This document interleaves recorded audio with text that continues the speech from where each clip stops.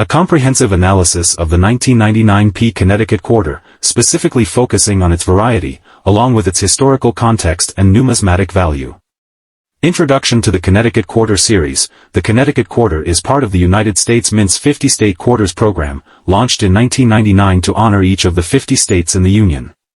The program ran from 1999 to 2008, with 5 state quarters released annually in the order in which each state ratified the Constitution or became a state. Historical background of the Connecticut Quarter. Connecticut, known as the Constitution State, has a rich history dating back to its colonial roots. The state played a crucial role in the American Revolution, serving as a significant industrial center during the 19th century. Its contributions to literature, industry, and innovation have earned it a prominent place in American history. Introduction to the 1999 Connecticut Quarter. The 1999 Connecticut Quarter features a design that highlights the charter oak, a symbol of the state's colonial history. The reverse side depicts the famous oak tree that, according to legend, sheltered the state's colonial charter in 1687 when it was threatened by the British authorities.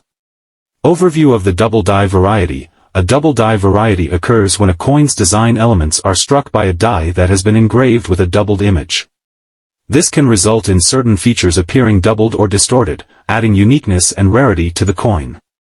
Discovery and recognition of the 1999 double die Connecticut Quarter. The 1999 Connecticut Quarter gained attention among collectors when examples of the double die variety were discovered in circulation. The doubling is most prominent on the reverse side of the coin, particularly in the inscription, "The United States of America," and the image of the oak tree.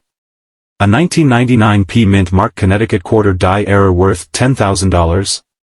Yes, here's what to look for. All Connecticut State Quarter values plus rare Connecticut Quarter errors. The 1999 Connecticut State Quarter can be really valuable, especially if it's a Connecticut Quarter error. See how much your Connecticut Quarters are worth. Characteristics of the double die variety. The doubling on the 1999 Connecticut Quarter is evident upon close inspection, with clear separation between the doubled elements. Collectors and experts use magnification tools to identify and authenticate this variety accurately.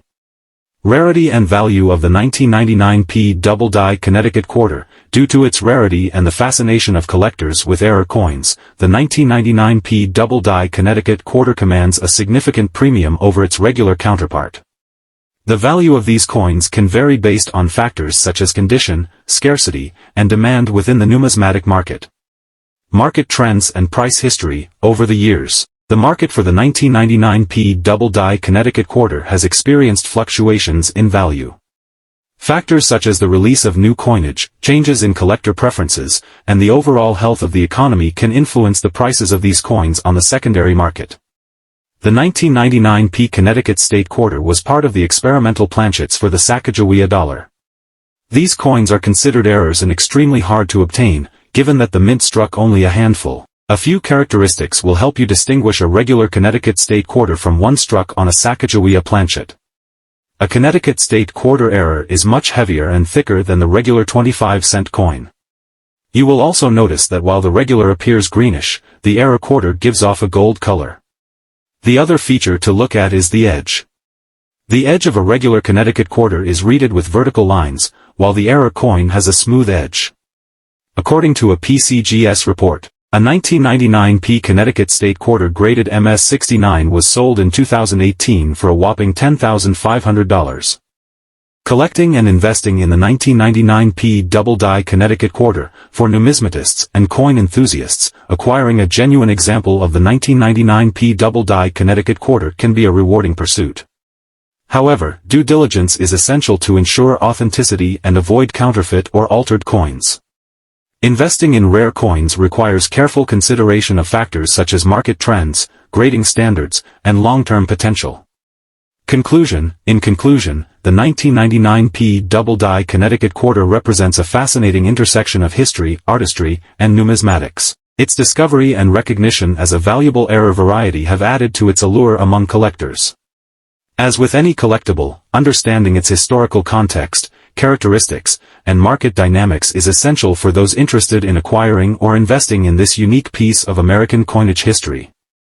The 1999 Connecticut State Quarter was part of the experimental planchets for the Sacagawea dollar. These coins are considered errors and extremely hard to obtain, given that the mint struck only a handful. A few characteristics will help you distinguish a regular Connecticut state quarter from one struck on a Sacagawea planchet. A Connecticut state quarter error is much heavier and thicker than the regular 25-cent coin. You will also notice that while the regular appears greenish, the error quarter gives off a gold color. The other feature to look at is the edge. The edge of a regular Connecticut quarter is reeded with vertical lines, while the error coin has a smooth edge. According to a PCGS report, a 1999 P Connecticut state quarter graded MS-69 was sold in 2018 for a whopping $10,500. The 1999 P Connecticut quarter is part of the 50 state quarters program launched by the United States Mint. This program ran from 1999 to 2008 and honored each of the 50 states by featuring unique designs on the reverse side of quarters. The Connecticut quarter features an image of the Charter Oak, a symbol of American independence and freedom. The Charter Oak is a famous white oak tree in Connecticut that played a significant role in colonial American history. Legend has it that in 1687, when the British authorities demanded the Charter of Connecticut be surrendered, colonists hid the charter in the hollow of the tree to protect their rights and liberties. As for the value of the 1999 P Connecticut quarter, its worth largely depends on its condition, such as whether it's circulated or uncirculated, and any potential minting errors. In circulated condition, it's generally worth its face value of 25 cents. However, if it's uncirculated or in near-perfect condition, it may have a slightly higher value to collectors. You can check with coin dealers or online marketplaces to get a current estimate of its value. Sure, let's take a look at the Connecticut state quarters from 1999 and 2000, along with their values and history. The 1999 Connecticut quarter features the Charter Oak, a symbol of American democracy. The design depicts the famous white oak tree that is said to have hid the state's colonial charter from the British in 1687. In circulated condition, a 1999 Connecticut quarter is generally worth its face value of 25 cents. If it's in uncirculated condition or part of a mint set, its value may be slightly higher. Quarter features a scene of Yankee Charter Oak along with the outline of the state. The design commemorates the 1788 ratification of the United States Constitution by Connecticut, which is known as the Constitution State. Like the 1999 quarter, a 2000 Connecticut quarter in circulated condition is typically worth face value. However, if it's in uncirculated condition or part of a mint set, its value may be slightly higher. History. Both quarters are part of the 50 state quarters program initiated by the United States Mint. This program ran from 1999 to 2008, releasing 5 different state quarter designs each year to honor each state in the order they ratified the Constitution or were admitted to the Union. The Connecticut quarters were released respectively in 1999 and 2000, as Connecticut was the 5th state to ratify the Constitution, on January 9, 1788. The designs of these quarters were chosen after extensive public consultation and voting in each state, making them representative of the unique history, landmarks, and symbols of Connecticut.